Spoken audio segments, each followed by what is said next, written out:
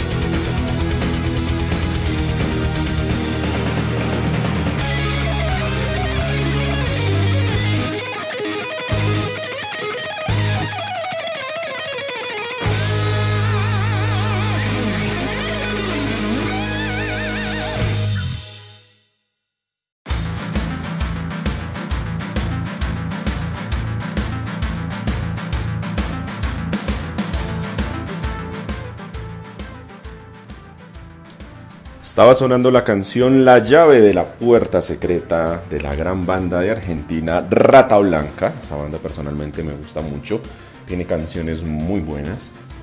Y ya saben que esta canción la pueden encontrar en el enlace de YouTube, aquí en la descripción, en los detalles de este episodio podcast de Post La Verdad, ahí lo pueden encontrar.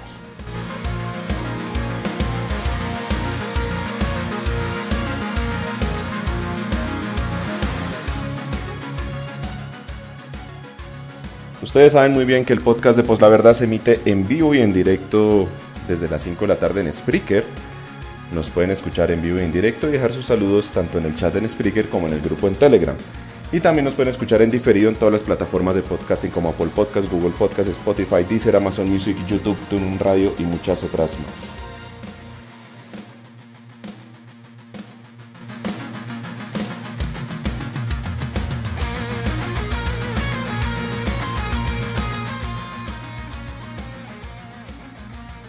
Y en la descripción de este episodio podcast también están nuestros enlaces del grupo en Telegram. Le mandamos un saludo a todas las personas que hacen parte del grupo oficial en Telegram de Post La Verdad.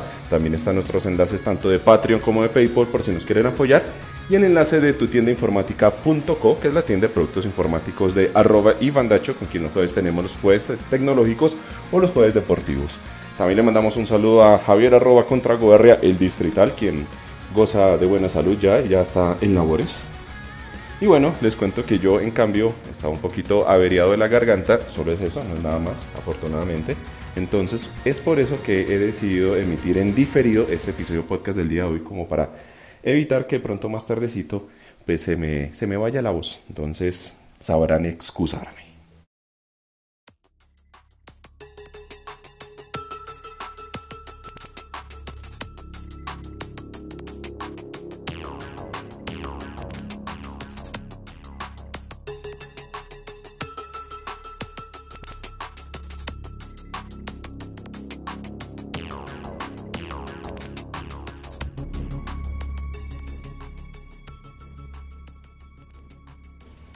Y mientras tanto aquí con la voz medio averiada, quiero que hablemos sobre algo importante que va a pasar ya dentro de menos de un mes.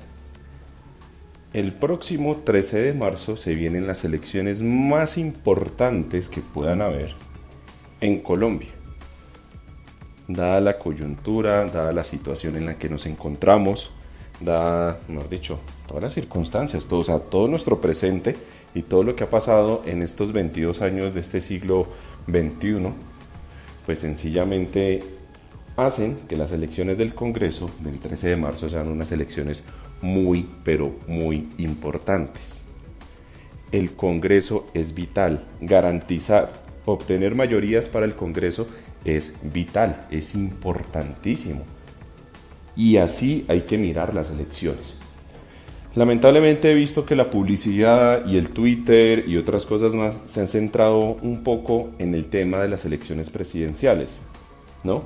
De quiénes van a ser los escogidos por la coalición Centro Esperanza, de finalmente cuál de toda la baraja que tiene Uribe va a ser el que diga Uribe, qué va a pasar con Petro y si realmente va a ganar la consulta o no, porque todavía no está seguro, ¿cierto? ¿Qué va a pasar con Camilo Romero, con Francia Márquez en torno al pacto histórico? ¿Cómo van a ser las alianzas? ¿Quiénes van a hacer fórmula a la vicepresidencia? ¿Qué va a pasar con los que ya hoy son candidatos fijos? El candidato ingeniero, Rodolfo, Ingrid, bueno, estos los de coalición, los del partido de Álvaro Gómez, Enrique Gómez. Bueno, y toda esta gente de los partidos cristianos que ya se van directo a las presidenciales. Listo, todo el mundo está hablando de eso, pero ¿y el Congreso? El año pasado fue la pelea por el tema de la conformación de las listas, si debían ser cerradas o abiertas, si eran con cremallera, sin cremallera, si eran paritarias, no eran paritarias. Mejor dicho, eso ya quedó solucionado, ya se definió una estrategia y ese es el camino.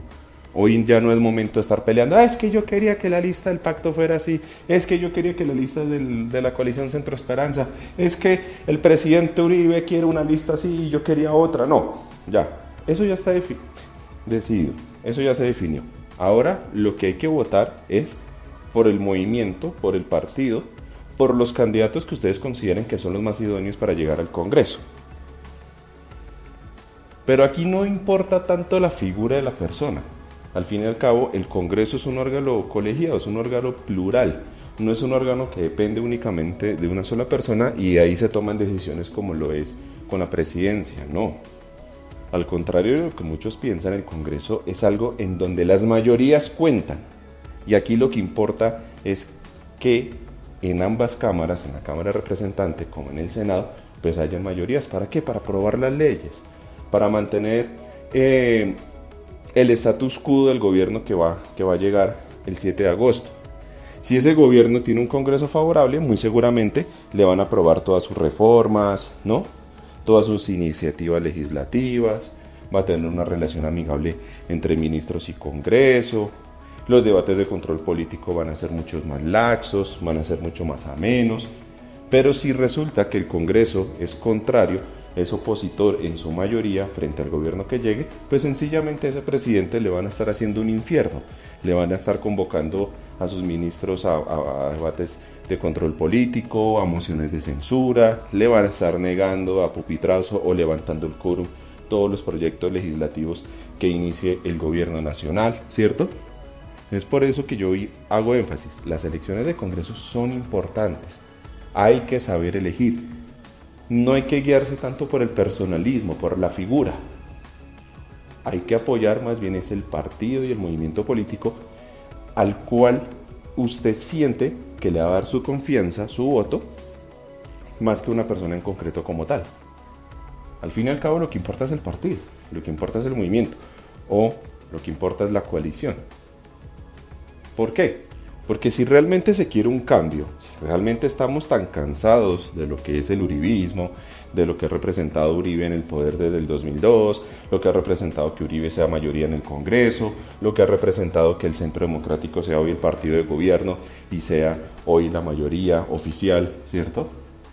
Si ya la gente está cansada de la corrupción, si la gente está cansada de la desigualdad, si la gente está cansada que no se cumpla con los derechos y libertades que la misma Constitución del 91, y como lo hablábamos la semana pasada, nos otorga a nosotros, en vez de estar hablando y estar impulsando cambiar la Constitución, actos legislativos, asambleas nacional constituyentes, no.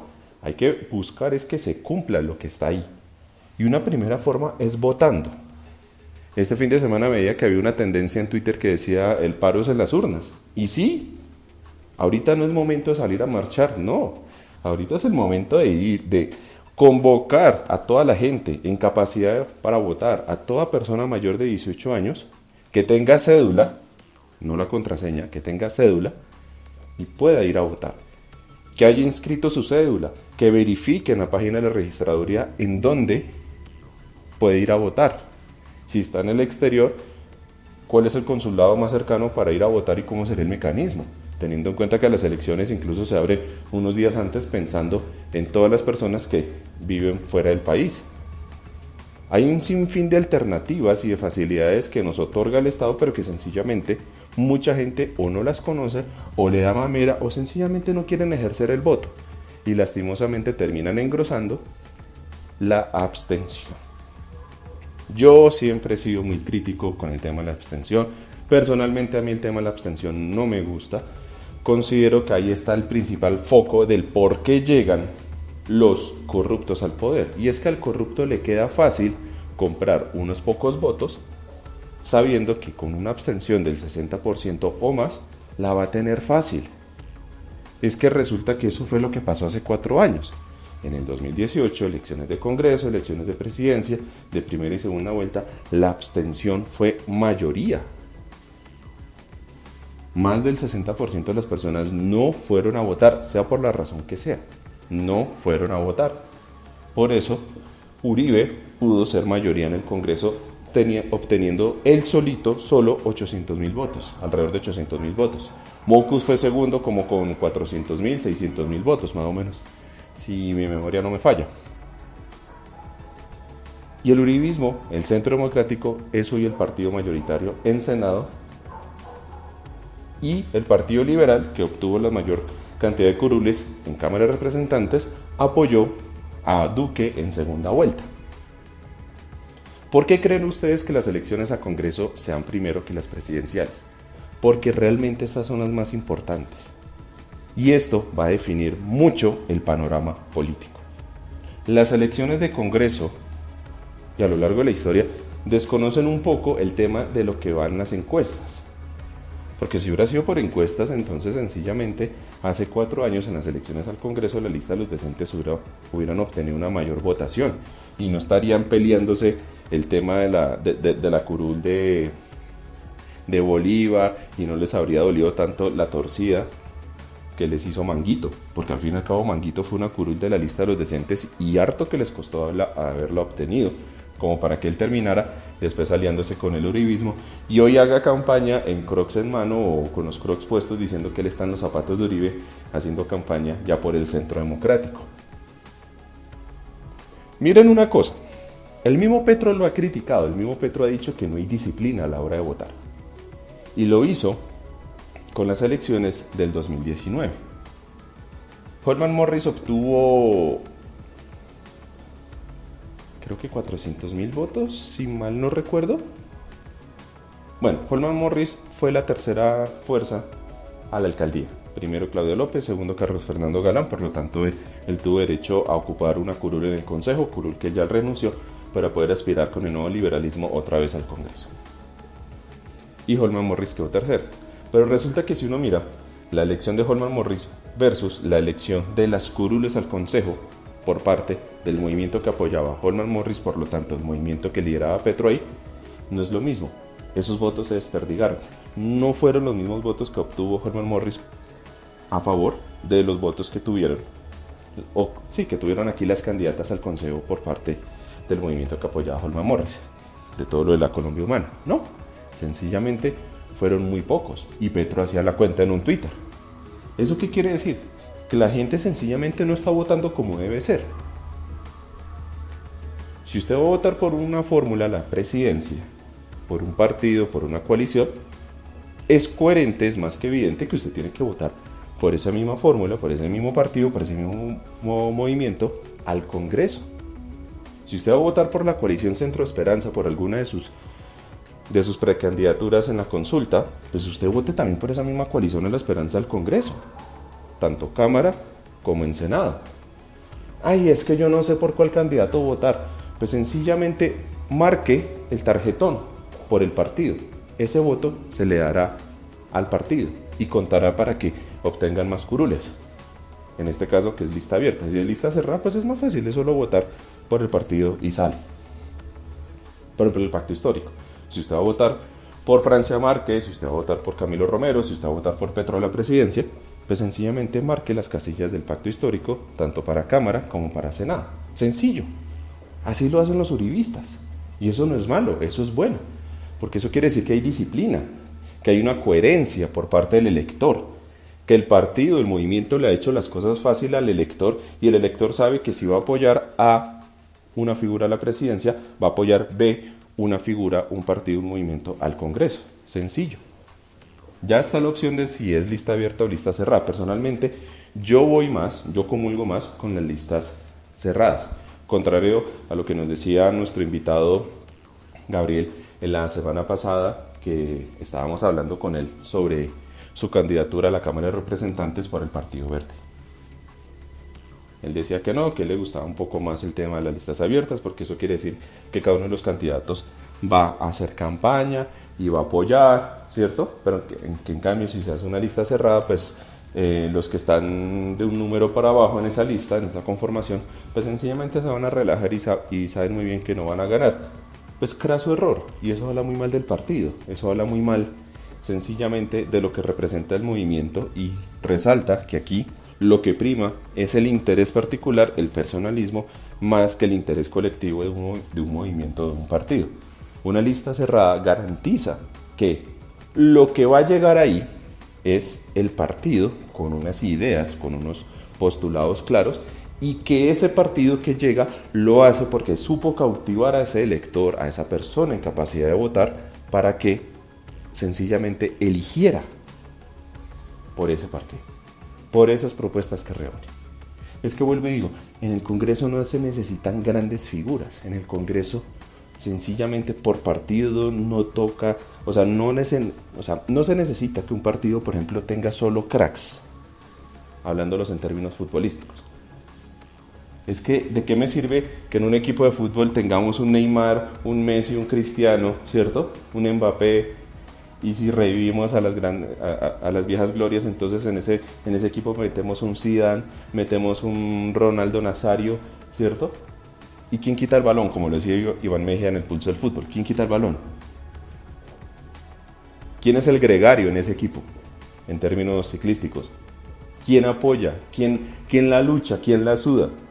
Porque ¿de qué sirve tener tanto talento si ellos al fin y al cabo lo que buscan es lucirse? Hacer el gol más bonito, aumentar su score, aumentar su récord, ¿cierto? Hacer una pose, hacer el baile. Y el gregario, el que la suda, el que la lucha. Por ejemplo, el pacto histórico. El pacto histórico buscó tener gente muy notable ahí adentro. O la coalición de la esperanza, sí. Pero ¿y si ellos llegan a ser opción de gobierno? Si ellos llegan a ser presidencia, ¿no sería más bien contar con esas grandes ventes, con esas grandes lumbreras, entre comillas, más bien en los ministerios? Y miren que eso lo está haciendo, por ejemplo, Alejandro Gaviria. Alejandro Gaviria lo anunció en un show paupérrimo, un show verdaderamente vergonzoso, da pena ajena verlo, con el tarado de Daniel Samper, el calvo, el hijo. El papá no lo es tanto, el papá por ahí estuvo levantando arena en Twitter el domingo, cosa que me parece bien. Pero el hijo le dio por entrevistar a Alejandro Gaviria disfrazándolo de Bob el constructor. Y entre tantas cosas él dijo que él nombraría a Juanita Gobertus como ministra de Defensa. Recordemos que ella decía que a Uribe hay que reconocerle sus aciertos con la seguridad democrática y que hoy podemos ir a la finca gracias a Uribe, ¿no? Así no se tenga finca, podemos ir a la finca gracias a Uribe. Bueno, ese es el talante y esa es la estrategia de Alejandro Gaviria. No me voy a poner yo a ver si es acertado o no. Eso depende de cada uno de ustedes. Pero sencillamente, mire, él la coge y la saca de esa figura de ser congresista y la va a meter en su lista para ser ministra en dado caso que él gane. A eso es lo que hay que apuntar. Realmente si uno quiere tener esas grandes mentes, esas grandes lumbreras, pues no llenarlas en el Congreso. No, es tenerlas en el gobierno, es tenerlas en un ministerio, pensando, ejecutando, haciendo cosas que realmente en donde mejor van a servir.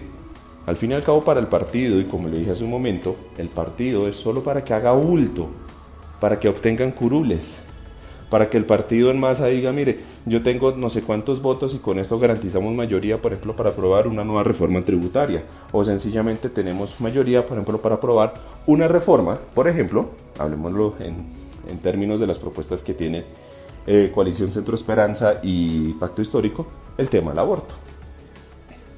Legalizar el aborto, despenalizarlo, en todas sus etapas, en todas sus formas. Pues eso se logra teniendo Congreso. Sí, obviamente se necesita a una persona que sea dúctil a la hora de vender esa propuesta, ese proyecto de ley. Una persona que sea idónea, que sea capaz. Listo. Pero es que un partido no necesita 2 o 3 más. Ya. El resto de curules que logran ocupar, que sean gregarios, que sean personas que voten. Voten sí, voten no, conforme a los intereses del partido y del movimiento. Ya con eso están aseguradas las mayorías. Ya, sencillo. Aprendámosle eso al uribismo. El uribismo, ¿cómo ha logrado mantenerse en el poder desde el 2002? De una forma u otra. Porque son organizados. Ahorita no lo están. Ahorita están completamente desorganizados y están con miedo. Los más escuchan al doctor Londoño en sus editoriales todos los días y está con miedo. Pero ¿cómo lo ha hecho el uribismo en estos 22 años? Porque son 22 años de Uribe en el poder. Uribe llegó en el 2002. Y mire, Uribe no lo ha soltado, estando ya hoy en el 2022. Uribe sabe muy bien que las figuras políticas se desgastan. Pero así como estas figuras políticas se desgastan, también se reciclan y se reimpulsan. O me van a decir que una persona como María Fernanda Cabal, con cuanta declaración y con cuanto postulado polémico que ha hecho, hoy es la opción más fuerte para el Senado por el Centro Democrático. Es más, era la figura presidenciable más fuerte, pero Uribe no quiso. Uribe le bajó el dedo. Pero claro, muy seguramente usted que me está escuchando no va a votar por María Fernanda Cabal. Y le indigna que ella sea una figura tan vigente, pues porque Uribe le apostó a eso. 2014-2018. María Fernanda Cabal era representante de la Cámara en el 2014. Para las elecciones del 2018 se lanzó al Senado y obtuvo una considerable votación. Lo mismo Paloma Valencia. Lo mismo la Charo Guerra y otras más. Uribe ha sabido escoger a cada una de sus figuras, y en este caso la estrategia la enfocó hacia mujeres del Centro Democrático que postulaban, que anunciaban una cierta postura y se metían en un debate político, en un debate mediático sobre una iniciativa que necesitaba sacar el gobierno o que el uribismo necesitaba sacar. Díganme, aparte de ellas, y de si acaso un Macías o un Mejía, que es el bulldog del Centro Democrático, dígame cuál otro más ha salido. ¿Qué? El hijo de Pacho Santos, pero el hijo de Pacho Santos no nos digamos mentiras. Él sale para decir que él es homosexual y que él es un homosexual dentro del Centro Democrático. Ya, y esa es la campaña de él. Él dice que él hace parte de la derecha diferente, de la derecha diversa. Ya, esa es su campaña, pero el resto, él más que ha hecho, nada más, realmente nada más. ¿Ha sobresalido? No, han sobresalido el resto de los que tiene el Centro Democrático, tanto en Cámara de Representantes como Senado. No, a ellos sencillamente les pagan por su curul para que asistan al Congreso bajo la orden de Uribe y voten sí o voten no, o en el dado caso se levanten y rompan el quórum. No es más.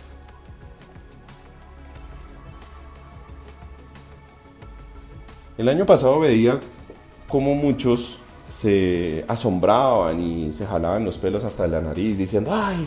Es que el abogado del Río, ¿cómo lo van a sacar? Él era mi figura clave para la Cámara de Representantes por el Atlántico. Es que si él no está, yo no voto por ese pacto histórico.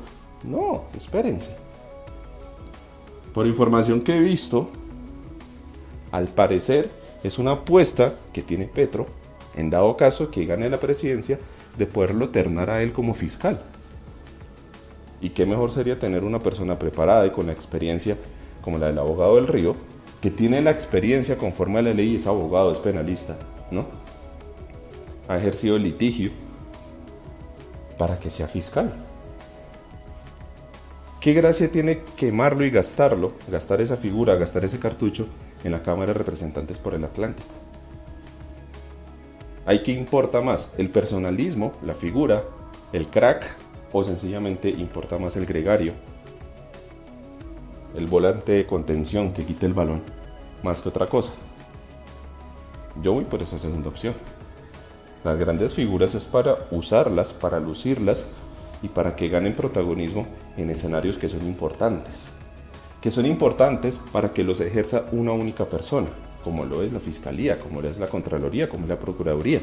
Y es que recordemos que el nuevo gobierno que llegue el 7 de agosto de este año va a poder ternar a todas estas figuras.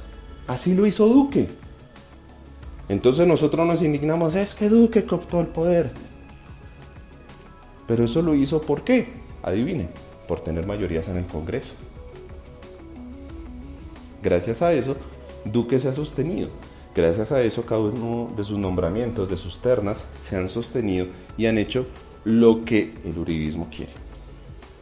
Replanteémoslo rápidamente. ¿Barbosa quién era? ¿Cuál fue el mérito de Barbosa? Haber estudiado, haber compartido pupitre con Duque en la universidad. Duque, al igual que Barbosa, eran unos completos desconocidos. Nadie sabía quiénes eran ellos. El mismo doctor Londoño lo dice: es que Duque, antes de que Uribe lo sacara a la fama, no había hecho nada. Lo único que sabía era firmar cheques en el BID y no más. Duque lo trajo y lo metió en el Congreso en el 2014, y después, por saberse la talla de los crocs de Uribe y saber cuántos nietos tiene Uribe, lo nombró candidato a la presidencia y todo el Centro Democrático en disciplina votó por él. Y gracias a eso, Duque nombra como asesor, como consejero de presidencia a Barbosa, y después de ahí lo nombra en la terna para el fiscal.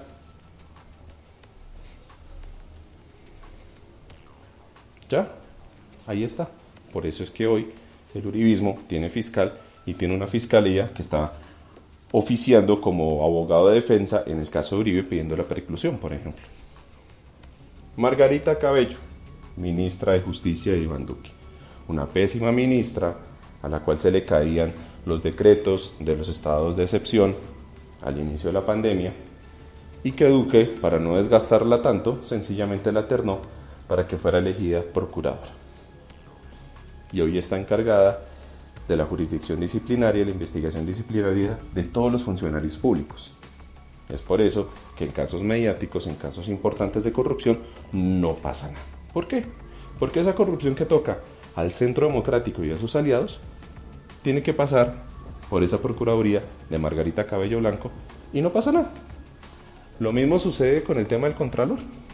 El Contralor también lo puso Duque.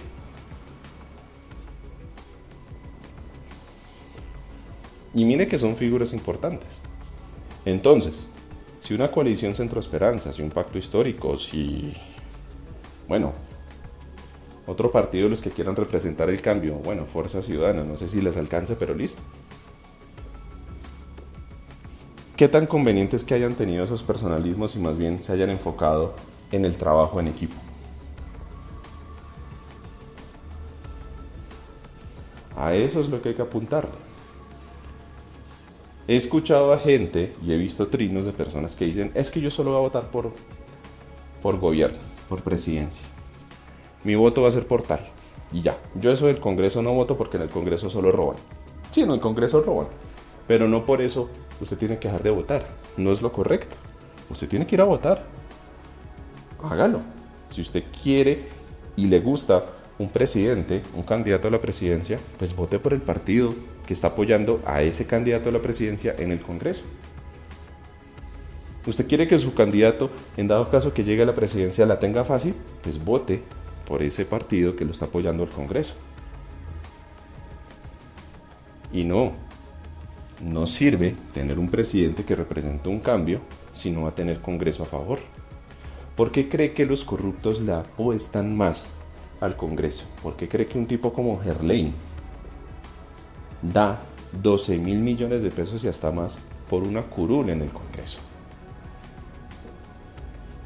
Y no es por el tema del salario, que al fin y al cabo ese salario de cada congresista se divide y se reparte entre el partido, entre su TL, es más, hasta entre los judicantes. Y les cuento una cosa, por ejemplo, quienes estudiamos Derecho, uno de los requisitos para el grado es hacer la judicatura, que es un trabajo no remunerado que puede durar 10 meses, un año o hasta más. O hay opciones en donde sí es remunerado, pero es en contadas instituciones, entre esas el Congreso.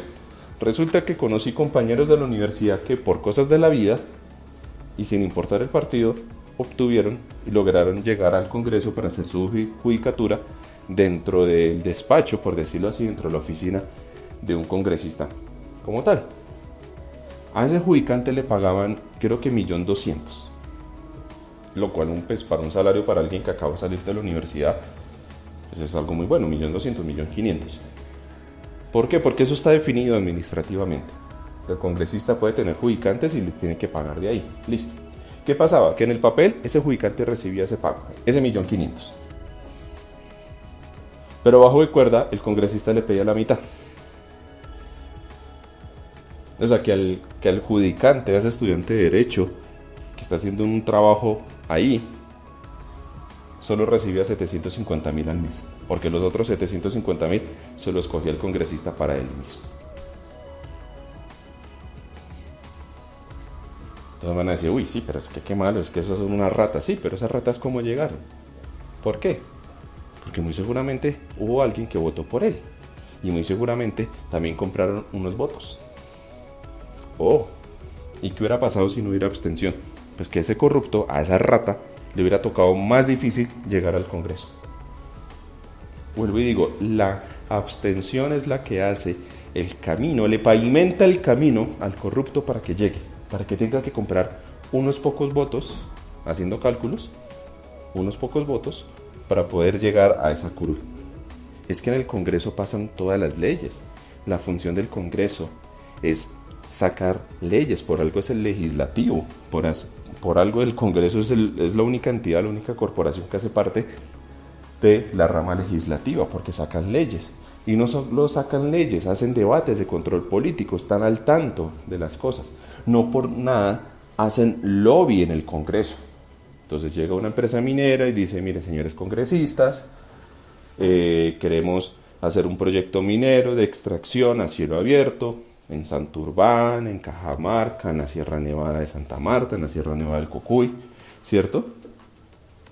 Entonces necesitamos que ustedes redefinan el tema de los límites de los parques nacionales o los límites en donde se puede hacer o no la minería. Ay, bueno, es que necesitamos que el gobierno, sí, no, tranquilo, es que el gobierno va a hacer lo que ustedes en mayoría decidan, porque al fin y al cabo ustedes son los que hacen las leyes. Al gobierno, con el Ministerio de Minas, le interesa que salgan esos proyectos. Listo. Bueno, ¿y tú qué necesitas a cambio de mi voto? Tú me vienes acá y me haces lobby. No, mira, yo te voy a invitar a Cartagena, vuelo en primera clase, te voy a invitar a un crucero, a un yate, a lo que sea. Y reciben plata, Es más, es bien sabido que los congresistas corruptos tiren y manejan conforme al nivel de popularidad y de votos y de aceptación política y de la importancia que tengan dentro del partido y dentro de las curules, manejan una tabla, una tarifa. ¿Tú quieres mi voto para algo? Te vale tanto. ¿Quieres que yo cite un debate de control político para tal ministro? Vale tanto. ¿Usted quiere que haga una moción de censura? Vale tanto. Y pues por la plata baila el perro, o baila el mono, o en este caso baila el congresista. Es por eso que le meten tanta plata. Es que realmente el nivel de dinero que se maneja dentro del Congreso es gigantesca y cada uno quiere su tajada. Y resulta que cada 4 años ellos cogen y se le reinventan para el tema de las campañas, para el tema de la compra de votos, para el tema de poder seguir asegurando una mayoría en el Congreso. Y es por eso que el uribismo ha tenido mayorías, porque lo han sabido hacer, y no solo con el Centro Democrático. Lo han hecho con otros partidos, conservadores, liberales, Cambio Radical, Mira, Colombia Justa y Libre, ahorita, Centro Democrático. Pero Uribe ha sabido mantener esas fuerzas, y con cada una de esas fuerzas ha sabido gobernar, manejar los intereses del país. Y no me vengan a decir que con Santos eso se rompió, porque no. Porque, salvo en el tema de la paz, Santos y su gobierno y los partidos que apoyaron a Santos no se diferenciaron en nada a los gobiernos de Uribe. Aprobaron exactamente las mismas cosas. Es más, el Centro Democrático apoyó las reformas tributarias. Salían en prensa a decir que no. Pero por ejemplo los incrementos del IVA del 16 al 19, que eso fue en el gobierno de Santos año 2016, se apoyó. Hicieron quórum, estuvieron ahí, votaron. Pero claro, salía Uribe y salía toda esta gente, es que vamos a hacer una resistencia civil, vamos a protestar, vamos a marchar, ¿no? Es que nos oponemos al proceso de paz. Sí, se opusieron al proceso de paz, pero en el resto, en lo demás, en donde está la plata, ahí apoyaron a Santos. Pero resulta que la gente nunca vio eso. Entonces pensaban que el uribismo hizo oposición, que el uribismo fue un partido opositor en todo sentido a lo que hizo Santos en esos 8 años. Y entonces dicen, es que Santos jodió el país, es que Santos le entregó el país a las FARC, es que la corrupción es de Santos, es que la mermelada surgió en el gobierno de Santos. Y resulta que el tema de la mermelada estaba antes. Y sí, el término mermelada surgió, el término, no la práctica, no la maña, el término surgió en el gobierno Santos. Pero en la práctica, la compra, la corrupción venía de tiempo atrás. Y si no, pues recuerden el tema de las notarías para que Uribe pudiera obtener su reelección. Todo lo de la GIS política, por ejemplo. Todo eso se ha manejado desde el Congreso. Y desde el Congreso es importante para eso. Por eso es que los corruptos se aferran a esas curules. Por eso es que los corruptos pagan lo que sea por garantizar que van a tener cada una de esas curules. Por eso es que un tipo como Gerlain un tipo excremental como Herley, duraba tiempo y tiempo y tiempo en el Congreso. Porque a ellos les interesaba tener eso, tener su curul, tener ahí su caballito de batalla y mantenerse. Y mientras tanto, los partidos de izquierda, los partidos que quieren y que buscan un cambio, ¿no? Que representan una especie de progresismo, de renovación, se peleaban por 1, 2, 3, 4 curules, porque no tenían más.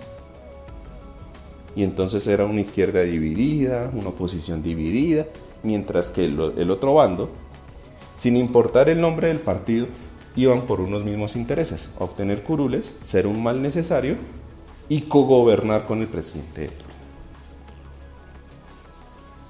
¿Ven por qué el tema del Congreso es importante? ¿Ven por qué el tema del Congreso es vital? Hay que saber votar. Y lo único que se pide, y la reflexión que yo hago acá es: sean coherentes con su voto. Sean coherentes con lo que ustedes quieren. Si ustedes quieren que una Francia Márquez llegue a la presidencia, pues apoyen las listas al Congreso que van con Francia Márquez. Si ustedes quieren que una Ingrid Betancourt llegue al Congreso, bueno, pues ahí está un poco más complicado porque no se sabe si la ruptura de Ingrid Betancourt con las listas al Congreso de la coalición Centro Esperanza están unidas o no. De hecho, ahí el pobre Humbertico de la Calle está penando y eso ya hablamos en su momento. Pero bueno, digamos que eso no depende de ustedes como electores. Votan por Ingrid Betancourt y votan al Congreso por la coalición Centro Esperanza. Ay, pero es que yo quiero que el candidato profesor 2.0, que es Fajardo, llegue a la presidencia. Entonces vote por Fajardo en la consulta y vote por la coalición Centro Esperanza al Congreso. Tanto por Cámara y por Senado. Es que quiero que Camilo Romero, que Petro lleguen a la presidencia. Pues vote por ellos independiente en la consulta y voten por el pacto histórico a la Cámara de Representantes y al Senado. Es que quiero que Alejandro Gaviria. Es que el ingeniero Rodolfo, bueno, el ingeniero Rodolfo no sé cuál es su maquinaria, entre comillas, para el Congreso. Pero ustedes hagan el ejercicio. Si ustedes tienen un candidato definido para la presidencia, definan que tienen que apoyar a ese mismo movimiento que va con ese candidato al Congreso de la República. Es así de sencillo. Y explíquenselo a todas las personas, porque no crean. Cada uno de ustedes, cada uno de nosotros tenemos un poder de influencia muy grande. Y eso que dice Mario Hernández es que cada trabajador tiene que garantizar mínimo 20 votos. Es cierto. Créanme que sean un taxi, sean la familia, sean el trabajo, en cualquier contexto se va a estar tocando el tema. Bueno, ¿y usted por quién va a votar? No, yo voy a votar por tal partido, por tal movimiento. ¿Y por qué lo va a hacer? No, por esto, esto y esto. Y si ustedes lo explican bien, esa persona va a quedar pensando y va a decir, bueno, pues sí, tiene razón. Si yo voy a votar por esta la presidencia, pues tengo que votar por el partido que lo está apoyando a la presidencia en el Congreso. Es ser coherentes, no es desperdigar el voto. No es caer en el error que le escuché a muchos que decían, yo voy a votar por Holman Morris a la alcaldía, para citar un ejemplo, pero voto por Carrillo, que es del Polo, al Consejo. Y eso fue lo que pasó, que votaron por otro partido que hasta hace poco dejó de ser partido de gobierno. Y ya el Polo Democrático en este fin de semana, por ejemplo, se declaró, por fin lo pudo hacer, como oposición, porque resulta que los postulados del Polo son muy alejados a lo que representa hoy la alcaldía de Claudia López. Ahí lo coherente era que si usted hubiera querido votar por alguien en el Consejo hacia el Polo Democrático, hubiera votado por la fórmula que apoyaba el Polo, por ejemplo, a la alcaldía, que en este caso era Claudia López. Por ahí lo que hizo usted al votar por Holman Morris y pues por alguien del Polo fue hacer un voto cruzado, y un voto que sencillamente evitó que las candidatas al Consejo que iban con Holman Morris no pudieran llegar. Entonces la responsabilidad recae en el elector. Claro que sí. No es que al fin y al cabo cada uno de nosotros, como ciudadanos libres que somos la base del Estado, y de nosotros depende quienes llegan al Congreso, quienes llegan a la presidencia, quienes llegan a las alcaldías, quienes llegan a las gobernaciones, a los consejos y a las asambleas. La responsabilidad recae en nosotros. Y si no sabemos votar bien, pues falla. Y si no vamos a votar, pues mal. Y si anulamos el voto, pues peor aún. Y si queremos votar y resulta que marcamos mal el tarjetón, pues peor aún, grave. El tarjetón hay que saberlo marcar. Y yo coincido con esos consejos que andan rondando en redes sociales. Cada uno lleve su esfero, no lleve marcador, no, lleve su esfero, porque es que un marcador lamentablemente se puede traspasar el papel y lo mancha, y eso hace que para el ojo de un jurado mañoso, pues anulen el voto.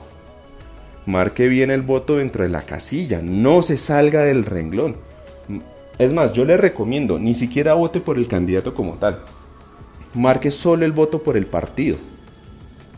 Coalición Centro Esperanza, Pacto Histórico, Colombia Justa y Libre, Centro Democrático. Marque solo la X dentro del logo del partido, no es más. Pero si usted ya quiere apoyar un candidato en concreto, bueno, marque bien el número, clarito, sin salirse del recuadro. Porque si usted se sale, si usted marca otra casilla, va a marcar la 100 y te resulta marcando la 98 y la 99 y la 101, haciendo una X grande sobre la 100, ¿no? Pues eso anula el voto. Si yo hago una X grande sobre el Partido Conservador y termino marcando Pacto Histórico y Centro Democrático con la misma línea, pues estoy anulando el voto. Hay que marcar bien. Es que yo quiero plasmar en mi voto mi descontento y decir Uribe Paraco hijo de puta. Pues ese Uribe Paraco hijo de puta lo que va a hacer es que usted es un hijo de puta más que anula el voto. Porque Uribe no va a leer ese voto. Lo va a leer un jurado que es un X cualquiera y va a proceder a anular el voto. Porque eso hace que anule el voto. Y hay que ser muy cabrón, hay que ser muy pendejo para anular el voto. Listo, está bien que usted no quiera votar. Y usted es responsable por ser abstencionista. Pero es más pendejo aún el tipo que va, o la persona que va y anula el voto. Hay que votar, hay que saberlo hacer. Hay que votar bien, de forma correcta. Si no, sencillamente, las cosas no van a cambiar, no van a funcionar y vamos a seguir en las mismas o peor. Finalizo esto. Las elecciones de Congreso son las elecciones más importantes que vamos a tener en estos 22 años.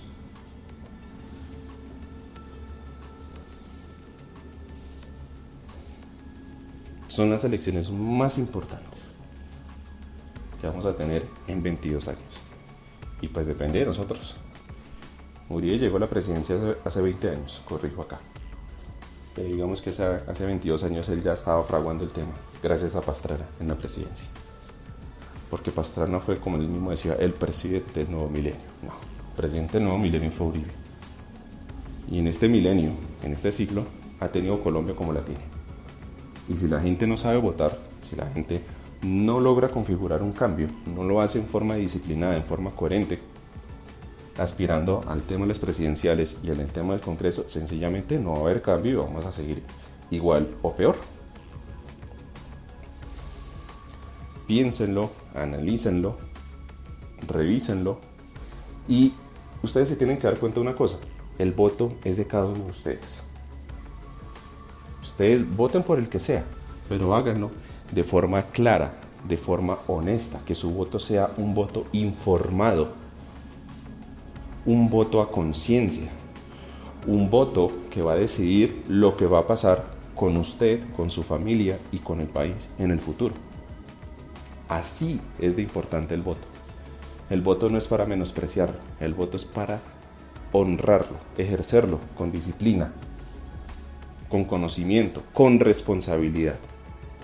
Al fin y al cabo, de cada uno de nosotros depende si hacemos que esto cambie, que esto siga o que esto empeore. No me quiero demorar más. Ya 51 minutos de programa. Muchísimas gracias a ustedes. Yo sé que este fue un programa en diferido. No tuvimos la habitual interacción con los comentarios tanto en el chat de Spreaker como en el grupo en Telegram. Pero bueno, afortunadamente la voz me ha dado. Espero ya mañana estar en mejores condiciones. Afortunadamente solo es eso, solo es una molestia en la garganta, no es nada más, afortunadamente. Cuídense, pórtense bien, piensen, reflexionen y visítenos en Twitter, @poslaverdad, el Twitter institucional, el Twitter de Javier, @contraguarria y el mío, @jvp008. Muchísimas gracias a todos ustedes, un saludo a todas las personas del grupo en Telegram y a quienes nos escuchan en vivo y en diferido en todas las plataformas de podcasting y a quienes hacen parte de Pos la Verdad. Muchísimas gracias porque todos somos Pos la Verdad y bueno, hasta un próximo episodio podcast que será mañana desde las 5 de la tarde en Spreaker. Hemos llegado hasta el final de este episodio de podcast. Gracias por habernos acompañado.